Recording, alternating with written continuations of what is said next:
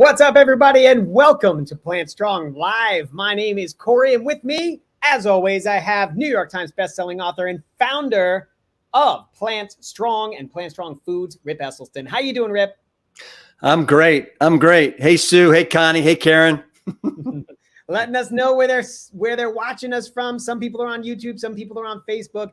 Guys, we're here every week at 2 o'clock Eastern time, 1 o'clock Central. We're here for you to just help you. We just want to come here. We want to share an occasional, discount code every now and then for your first time order. And we want to also enable you to be fueled with the food that's going to help change your life, the food that's going to help sustain those energy levels and really get you active. And, Rip, that's one of the things we're talking about today is exercise. Yeah, we are. We're talking exercise. This has very little to do with the food today, but this is a very, very important pillar in our overall health. So I'd love to take about 30 to 35, maybe 40 minutes with questions and just dive into exercise and movement and how important it is. And it's one of the 7 pillars that I write about in the Engine 2 7-Day Rescue book, because to me it is such a vital, of such vital importance for us as human beings to achieve optimal health and wellness. Yeah. So love it. All right. Yeah. Well, listen, my mic is a little my computer fan is really loud, so I'm going to mute myself every now and then when you're talking, but I'm here. Let's do this. You want me to pull up the little slide? No. Let me. I need to set the groundwork here. All right.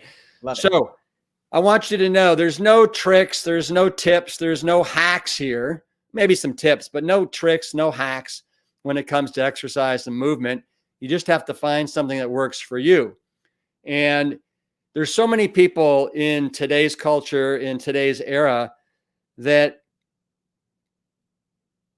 they've stagnated, and the inertia of not moving your bodies is holding you down. I remember when I was doing my pilot study for my first book, The Engine 2 Diet, back in 2007.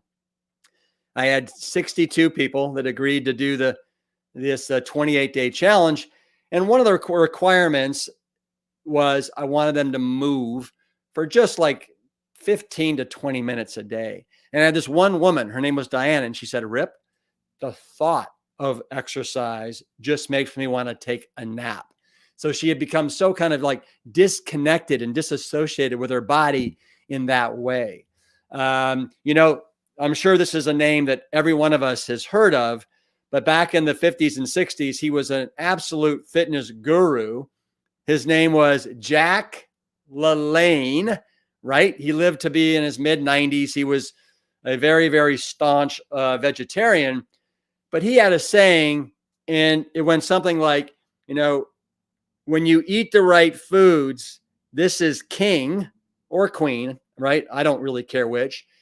And when you exercise your body, this is king or queen, right?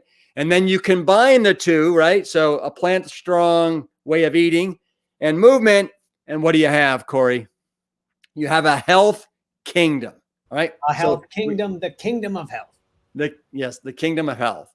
And I want you to know, as human beings, robust physical activity, it is encoded into our DNA. It is like what we want, what we need for optimal health and wellness.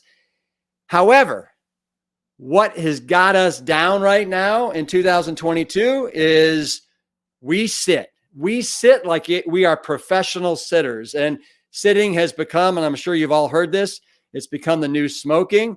I mean, we sit on the way to work, and if we're not working, we sit at our desks all day long. We sit at breakfast, lunch, and dinner. As you can tell, Corey, I am standing right now. I'm not sitting, all right? So are you, right? I do not want my butt to get tired from sitting. That is not a good thing. And,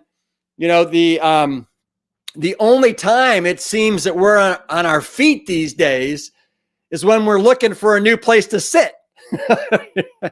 That is that is unfortunately the sad reality. And, I want to share some studies with you here just to kind of highlight throughout this presentation how legitimate this is. So, in fact, several years ago, the Kaiser Family Foundation, it's part of Kaiser Permanente, they found that the average American youth of today spends 7.5 hours per day in front of a screen. And guess how much time per day outside moving? How much? 7 minutes. 7 minutes. 7 minutes a day. So think about that. Is how disconnected is that? 7.5 minutes of TV time, computer time, screen time versus 7 minutes of movement, right? So that's not good. That's not healthy. In fact, there was also a really, really robust study done in the Journal of Circulation. And they published a study following 10,000 adults for 7 years. And what they found was that for every extra hour of TV or screen time, it increased their chances of premature death by 11%. So I'm just trying to give you the backdrop here. And then even more astounding to me is lack of physical activity has now reached number 4, Corey, number 4 on the global causes of death list, right after high blood pressure, smoking, and high blood sugar. And I think everybody on this call knows that high blood pressure and high blood sugar, number 1 and number 3, are both related to the standard American diet, the excessive amounts of salt, sugar, fat, processed refined foods, animal products. And number 2, smoking, that's kind of a whole different animal. But number 4 is lack of physical activity. And I'm going to show you another study here in a sec that it's going to blow your noodles. But so besides extending our lives, let's take a look at some additional reasons to move our bodies. So Corey, if you could pull up that slideshow that I shared with you. Okay, great. So pillar number 7, why we want to move. If you can go to the next slide. So before I jump into all these additional ones, I just want to share with you two of the hugest heroes in my life are my father and my mother. And my father will be 89 in about a month and a half. My mother is 87. These two do some sort of physical activity every single day. They are absolutely lean and mean and fit. They're not on one medication, and they epitomize what this lifestyle can look like, right? What the plant-strong lifestyle can look like. Here's my father on one of his daily bike rides. All right. If you can go to the next slide, Corey. And here's my mother, Ann, dragging a tire around her waist up a hill with some ski poles. Ann is up for anything and everything. When I was just back in Cleveland, Corey, for Plantstock, Ann and I, we dragged some tires up and down this road here. And if you go to my Instagram channel at Rip Esselstyn, you can see some footage of that. It was a lot of fun. But between yoga, between dragging tires, swimming, pickleball, hiking, running, Ann gets after it every single day. Let's go to the next slide, please. You got it. So this is, and let me see if I can blow that up. You know what would be helpful for me because of my screen size here is, so you can see here, this says not exercising may be worse for your health than smoking, this study says. So this is a study that was published in the journal JAMA, Network Open, and it details how researchers at the Cleveland Clinic, they studied over 122,000 adults, patients from 1991 to 2014. That's, let's see, that's like 23 years. And that putting them under treadmill testing and later recording mortality rates, they discovered that being unfit on a treadmill or in an exercise stress test has a worse prognosis as far as death than being hypertensive, being diabetic, or being a current smoker. Jabber, who ran the study, told CNN, we've never seen something as pronounced as this and as objective as this either. So, Corey, case in point right here, being sedentary is absolutely detrimental to our health.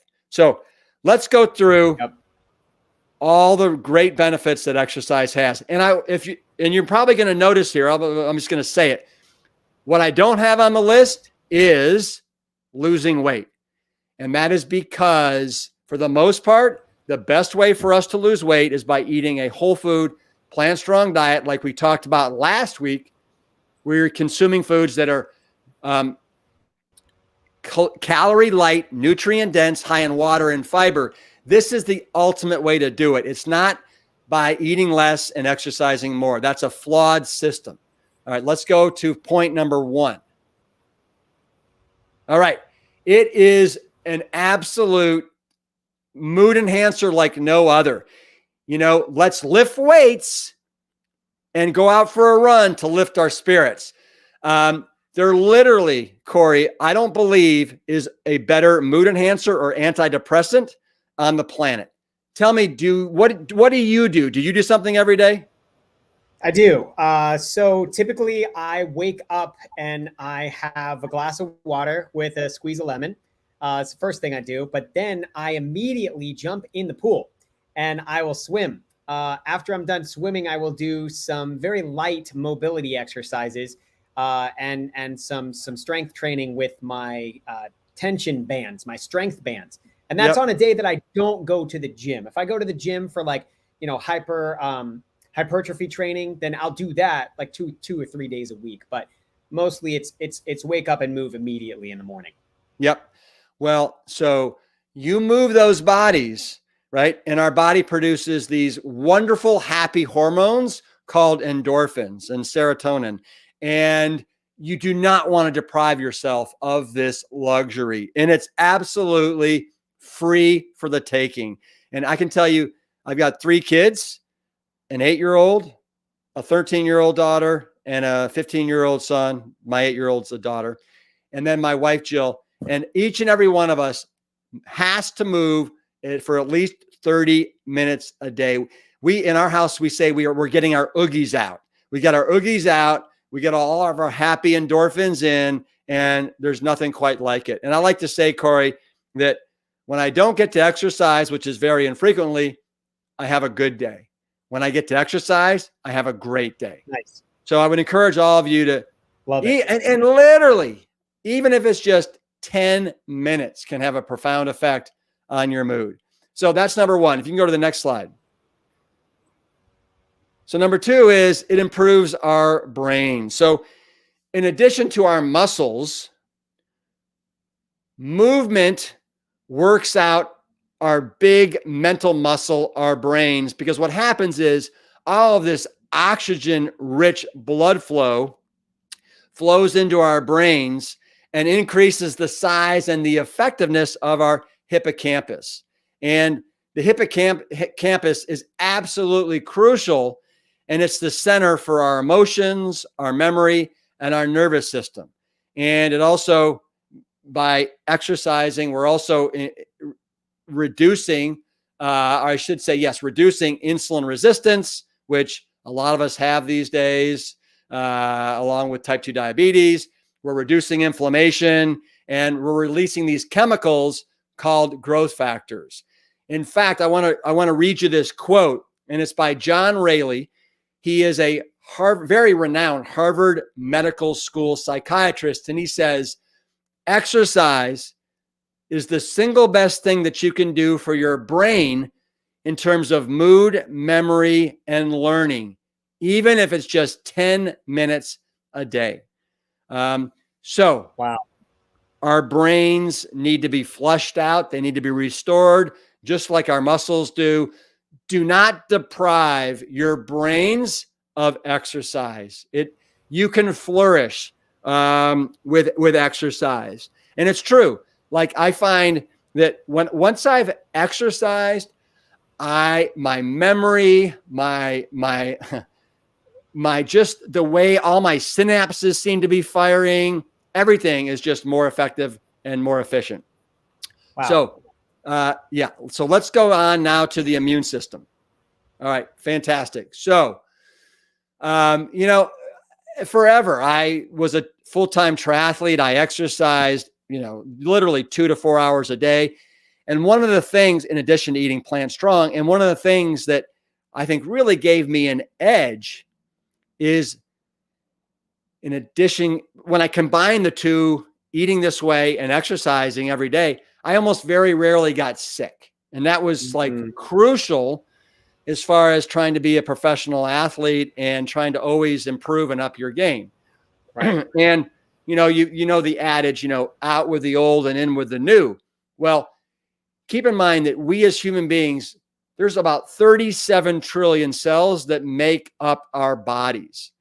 And our bodies love fresh oxygenated blood to basically help accelerate the dumping of waste products. Now, again, I told you I was going to cite some scientific studies.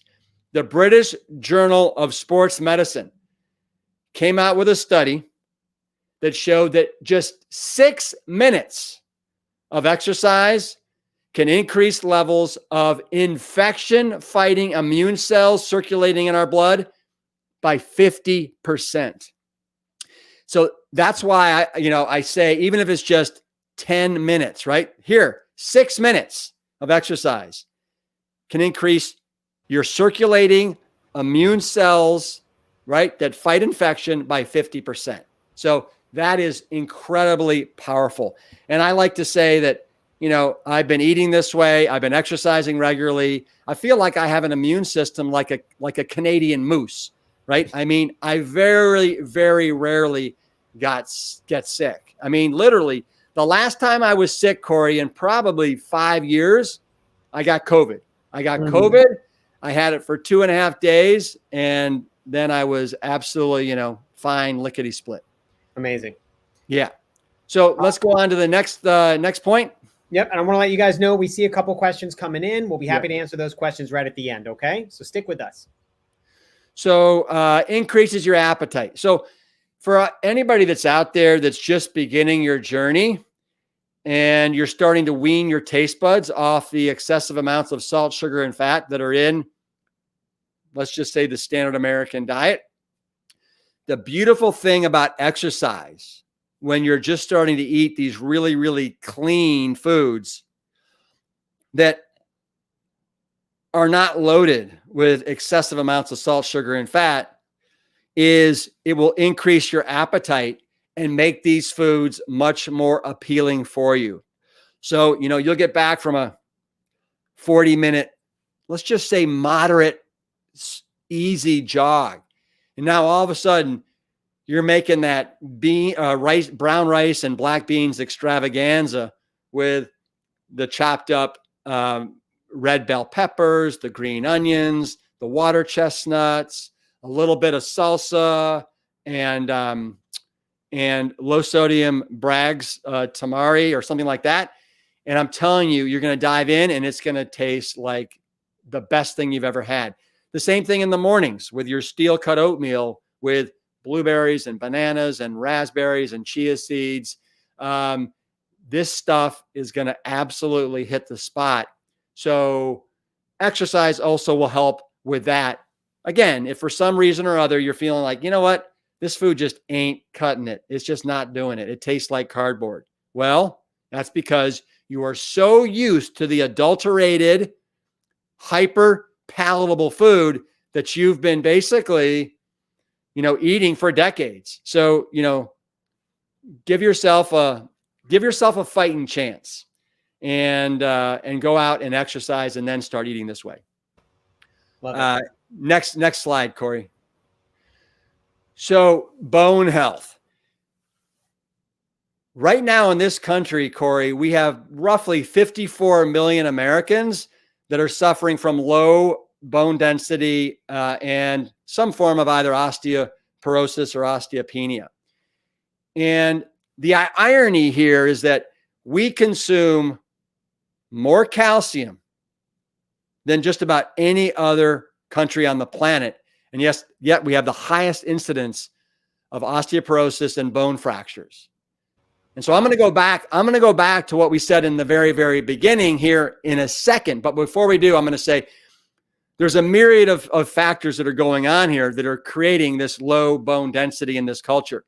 So number one is, and it's very unfortunate, but we are a society that is convinced that we need animal protein we need to eat animals for protein, and we need to consume dairy for not only protein, but also for calcium.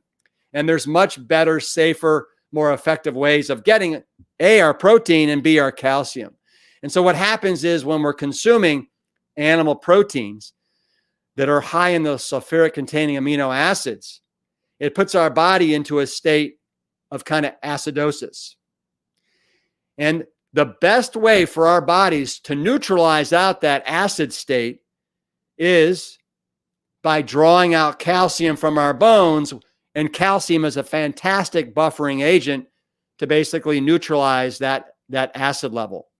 And where do you think, Corey and team, we store and we keep 99% of our calcium? In our bones, right? It's in our bones. So that is why. Yeah, I know. Yeah. So we basically draw calcium from our bones to buffer the acid load. Isn't that just absolutely nutty? So that's one of the things that's going on.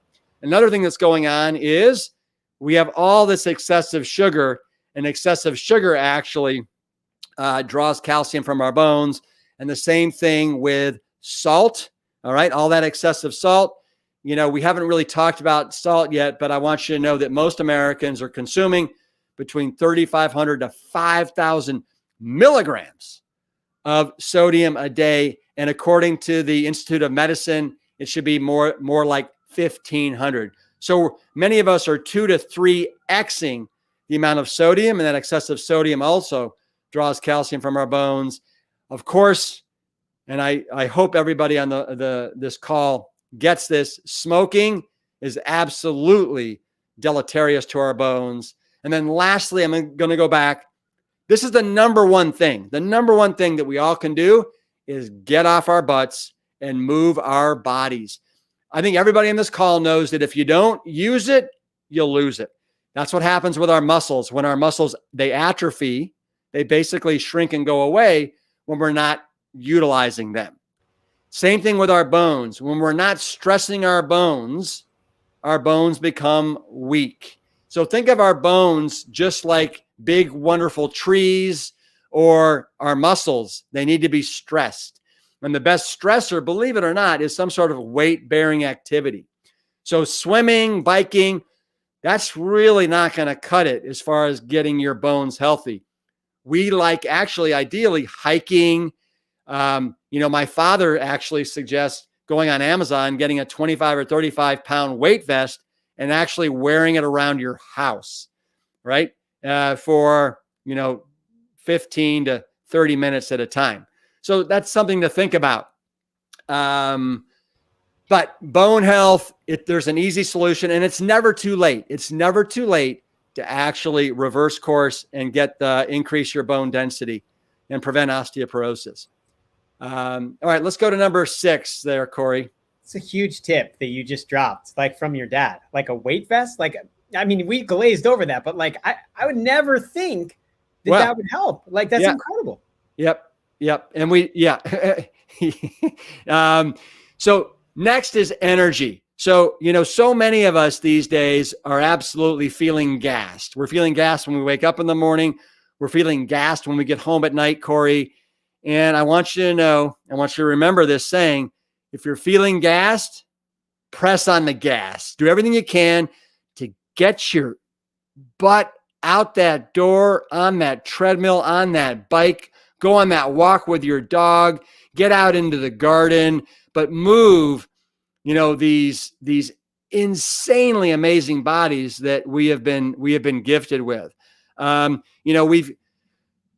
human body is comprised of roughly 2.5 gallons of blood and 65,000 miles of vessels. And when you get out there and you start moving and get that heart rate up, something magical happens. You get this lightness of being that we talked about with the production of endorphins. Your thoughts start drifting away from all the stuff you got to do at work and all the problems that you have in your life. And you basically can float away to another place. And so, there was a really, really cool study that was done at the University of Georgia that involved 7,000 people. And Corey, they found that exercise is more effective at basically increasing energy levels than stimulant medications, which to me is like, it's kind of like, of course, but I think it's powerful in showing us that, they've actually done a study behind this as well. Yeah, it's incredible. Yeah. And so, just to kind of anecdotally share with you all, every morning I wake up, I don't bound out of bed, but I get out of bed and I never set the alarm clock. And 6:30, go to swim practice. And you know what? I do it with a group of people. And I will tell you, for accountability purposes and, kind of for that group dynamic and that energy, I would recommend, if you can find a group, whether it's a walking group, a running group, a pickleball group, a swimming group, a biking group, a gardening group, a walking group, put it together, make it happen, right? It makes it so much easier to get out of the bed. But now from 7 to 8, I do my swim practice with my master's program. And I am supercharged, Corey, right? For the rest of the day. And then when I get home, I have to do something again, even if it's just for 15 minutes, a walk with my wife, a little game of pickleball, walking the dogs. Sometimes it's a bike ride around the block, but something, right? Just to kind of like shed the day and now to be the best version of myself as a husband and as a dad for dinner and then bedtime and all that. You know exactly what I'm talking about. Oh yeah. Oh yeah. All right. So, yes. So that's energy. I just mentioned how I don't use an alarm clock, but it's easier to get out of the bed and your sleep quality improves dramatically. I have found when you have the discipline and the consistency to exercise every day. It's so calming. It's relaxing. It makes it so that, and again, this is for me, I close my eyes and I am usually asleep within 5 minutes. Now, there's more to it than just that. I want you all to have proper sleep hygiene as well. So let's have those rooms darks. Let's avoid screen time for at least an hour and a half before we get in bed, unless you're reading a book. And try and have the temperatures in our room. They have found ideally between 65 and like 69 degrees is perfect for sleeping. But there was this, what's that? What time do you go to bed? Aaron wants to know. Oh, I typically go to bed between 10 and 11. Okay. 10 and 11. But there was a study of more than 2,500 men and women. It was published in the Journal of Mental Health and Physical Activity. And it showed that just 150 minutes of moderate exercise per week. So you got to, let's spread that out. So let's just call that 3 times 5. Yeah, right around 30 minutes a day can provide a 65% boost in sleep quality. Wow. And so we all know if you're getting a boost in sleep quality, it makes it so much easier to get out of bed. Okay. Oh, yeah. So, I find that when I don't exercise, I have a very restless sleep. And when I exercise, it's very sound, it's very deep, and it's very satiating, Corey. All right, let's go to the last one here. Exercise prevents muscle loss. Now, there's a term for muscle loss, and it's called sarcopenia. And it actually affects each and every one of us after the age of 30. We start losing muscle mass. So you can see on the left, that's the muscle, and that's a cross section of a thigh, quadricep. So that's the muscle of an average healthy adult. You can see the red is basically the muscle and the white is the fat. On the right, you can see the muscle after sarcopenia has occurred. All right. And I don't know how old that person is, but it doesn't really matter because the next slide, I want to show you something even more powerful. So this is a slide I stole from my father. I didn't steal it. I borrowed it, right? He's well aware that I have it. So on the left, you can see a 40-year-old triathlete. Look at how much muscle mass that triathlete has in his quadricep. Now, in the middle, you can see a 74-year-old sedentary male individual. Look at that. It's basically all that muscle, Corey, has been gobbled up by fat tissue, okay? Wow. However, in the right, look at that. That's a 74-year-old triathlete. And there's no difference between the 74-year-old triathlete and the 40-year-old triathlete. So again, and so many of you have been putting this up into the chat room, but if you don't use it, you lose it. And right, nowhere is this more apparent to me than with muscle loss or sarcopenia. And also what happens is when you boost your muscle mass, all right, you increase your resting metabolic rate, your RMR, your resting metabolic rate. And that's the rate at which you burn calories when we're sitting, like so many of us do, when we're sleeping. And who here on this call doesn't want to burn calories when we're just chilling out, right? Yeah. Sign me up. I like that. Yeah. Now, also another thing that it does is as we age and we lose muscle mass, we become weaker and we become much more fragile. And what happens when you get to 73, 74, and you have quadriceps that don't have the muscle mass, you take that fall, and all of a sudden you got a broken hip, you got a broken leg, and now we have a downward spiral that doesn't get pretty. So this will help prevent spills and falls, fragileness, and increase that resting metabolic rate, in addition to everything else we've talked about here, Corey. So to me, this is just, to me, it's a no-brainer. I just would encourage you all, find something that you can love to move your bodies. And I don't care, again, if it's walking. I don't care if it's, gardening. I don't know if you're getting your heart rate up to where you want it, but gardening is great movement, right? But so many people these days, Corey, we got yoga that you can do on your computers, right? For free. Go to YouTube, do yoga. But there's, figure out in your life today what you need to do to make this happen, whether it's finding a group, whether it's finding something on YouTube, and we'll allow screen time when you're following, somebody that's on the screen that's walking you through some exercise. I've got an 80 and 87-year-old couple that live right across the street from me. And Corey, I kid you not, 2 times a week, they go to a country western bar and they swing dance. Wow. And they take dance lessons. So, come on, find it. Maybe it's dancing, right? But find something to move these incredible bodies. Well, Susan, I hope that answered your question. There's a couple of different things here. Of course, there might be some ideas you have. I think the pool would be great for a knee injury because I'm guessing that it's not as weight bearing, right, Rip? Oh yeah. Listen, swimming is probably the most gentle, wonderful medium that exists. And the great thing about swimming is you can do it until you're literally, 120. Right. I love it. Let's see. Who else asked a question? Rochelle. She said, your parents have been healthy eating since a young adult age. What about people that have just started in their middle age and they already have negative health issues? Well, you know what? How exciting for you. And right. How exciting that you now get to totally take the kale by the stalk and do a 180 pivot.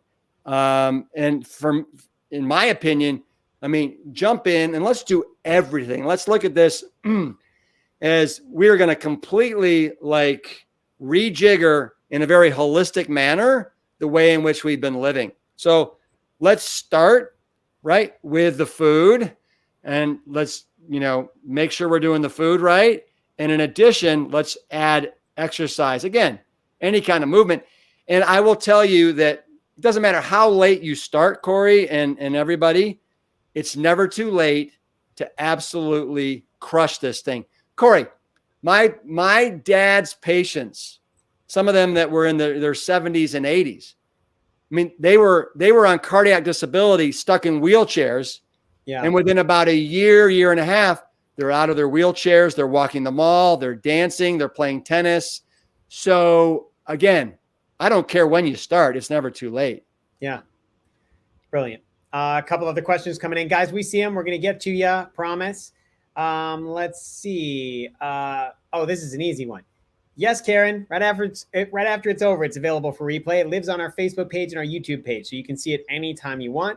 Oh, this is a comment from Karen Rip. I'm so excited your products are coming to HEB. I mean, we're going to be in 2,000 retailers nationwide here any second. I mean, this is happening now. Am I right, Rip?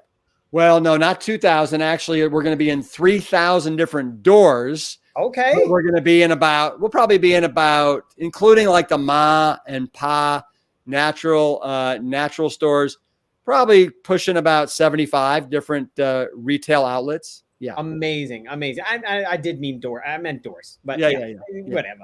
All right. So Thomas says, I walk 40 minutes a day. I asked my doctor to get me off of a statin. I've been off it for 90 days. Total cholesterol went from 103 to 168. LDL went from 46 to 98. Any thoughts on how to get down to 150 and 80? Well, no. So that's a great question, Thomas. I would tell you that exercise has little to absolutely zero bearing on your cholesterol level. Zero. So the one thing that I didn't see anywhere in that question was anything about how Thomas is eating. So, I can tell you when I was, if any of you have watched any of the webinars I've done, when I was swimming at the University of Texas at Austin, eating chicken fried steaks and, burgers and French fries and all that nonsense, my cholesterol was in the low 200s as a 19-year-old. And now my total cholesterol is somewhere hovering between 120 and 135 on a consistent basis. And my LDL, like Tom says here, usually hovers around between 68 and 72. Right on. Yeah.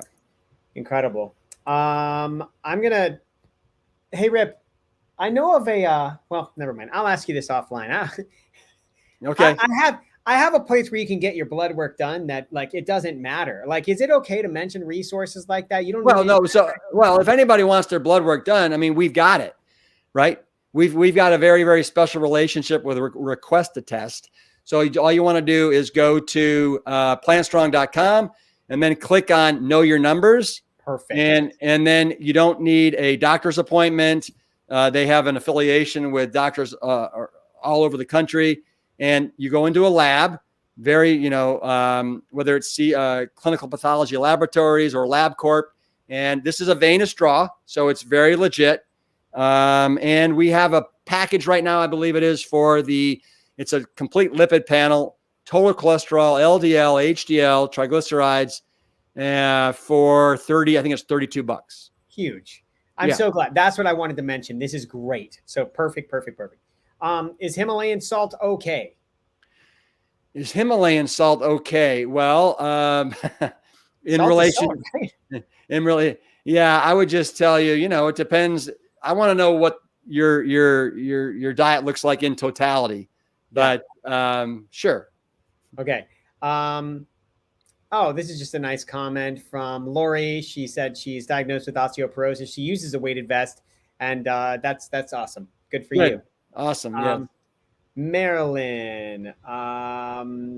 Okay. Marilyn asked, bad bone in knees. Similar. I think that I want to work up a sweat in a chair for the next 40 minutes, 3 times a week. What about people like me who have bone on bone? Okay. So I would go back to the question that we talked about already about the low impact exercises, pool. And here's the thing. I mean, everybody, you just do whatever you can do. And if your body prevents you from doing body weight exercises, then that's fine. Find something that works, like biking, like swimming, something that's easier on the body, elliptical machines, right? Yeah. Something like that. Excellent. Now, Suzanne, we are not doctors, so we'll try our best to answer this one for you. But 69 and after years of back pain, it feels like it's catching up with me. Will yoga be the best to improve my posture? I would say, I think yoga will improve everything. Absolutely will. It will. You'll stretch, you'll strengthen, your flexibility will improve. I am such a huge fan of yoga. I can't even tell you. So find a yoga class somewhere and start digging in. A 6 to 8 pound vest is recommended by Dr. Clapper. Lori said, we got just a couple other, we got one last question here, my guys, my friends. So our local health food, okay, here we go. Check this out. I'm going to help you out, JK. Our local health food store said their distributor doesn't carry your foods. You can actually force them by using your voice. Now, look, I'm not going to guarantee anything, but if you need help, let me know, and we will send you the exact piece of paper to hand your health food store, and we will try our best to get that product in there. But the number one factor to whether a store will or will not carry the Plant Strong chili, stews, broths, and the other great products is you. You have to ask for it. So let us know, and we'll be happy to send you that. Yeah. Yeah. Tracy, I'm just looking at Tracy's comment, Tracy Hunter, about her 75-year-old mother. And, you know, Tracy, I feel your pain here. I mean, you know, you know, the old saying, you know, you can lead a horse to water, but you know, if there's some way that she can just start by doing something like biking, but something to just start moving her body. And obviously you say that she's depressed and she eats awful. She doesn't move. Well, all those things, they just cycle into each other, right? You don't move and you eat awful, you know, that's a recipe for like major depression. Yeah. So I think in the best way possible, you have to try and present to your mother, hey, Mom, and with all kinds of love in your heart, just, Mom, how badly do you want to like get out of the situation you're in right now? Because I think I've got the prescription. We got to eat healthy and we got to start moving. Just those two things alone. Let's like try it for 2 months and then let's reevaluate. Yeah. Suzanne, thanks for the love. If you're looking for a pizza guide, let us know. We have a full pizza recipe guide that you can have for free. Just let us know. Just say, hey, send me the pizza guide in the comments, guys. If you don't already have it, we'll send you a bunch of great, you know, pizza recipes you can make with Rip's Pizza. And I'll tell you what, while we're here, before we go, if you guys have stayed this long, we just love you so much. We want to make sure that you have a special code. So that code is going to be STRONG10. All right. Just use that code anytime you go shop at Plant Strong Foods. If it's your first time there, then you can get 10% off your order. The other way to get 10% off your order is to, of course, subscribe. And that'll be forever, for the lifetime of your subscription. So those two things are how you can save over at plantstrongfoods.com. I can also tell you that we have a wonderful community of people. It's a free community. Just go to community.plantstrong.com. That is where you can find people that are just like you, trying to do the best that they can at incorporating a whole food, plant-based diet. There's the website for Plant Strong Foods if you want to go get the cleanest food line on the planet. And then, of course, I mentioned the pizza guide, but you can find the recipes right here. It's a bit long of a URL, so just say, hey, send me that pizza guide and we'll send it to you. No problem at all. But plantstrongfoods.com/pages/pizza-guide. Pizza cake. All right? All right, everybody. Listen, I can't thank you enough for being here. Thanks for tuning in. We love doing these. We will be here every week just for you. Next week, I believe, Rip, you'll be in Sedona, right? So we're going to have Coach Amy join us? Yeah, I'll be in Sedona all next week with a group of about 87 people. Wow. Putting them through the ringer. It's going to be so fun. And this weekend, Corey, I'm going to be in a little bit of a pickleball tournament. Oh, is John going to be in that with you? Anybody that we know? No, well, my son. Okay. All right. Good stuff. Yeah. So Cole will be there rocking and rolling. Yeah. Good. All right, people. We can't thank you enough. Again, I see a lot of people saying, send me that darn pizza guide. We got you. Just let us know. We'll send you that in a DM or we'll put it in the top of the comments. No big deal. We got you covered. It's totally free. All right, everybody. John. Hey, everybody. Have a great weekend. Get out there. Keep it plant strong and move these phenomenal bodies that we've been blessed with. They want you to do it. All right.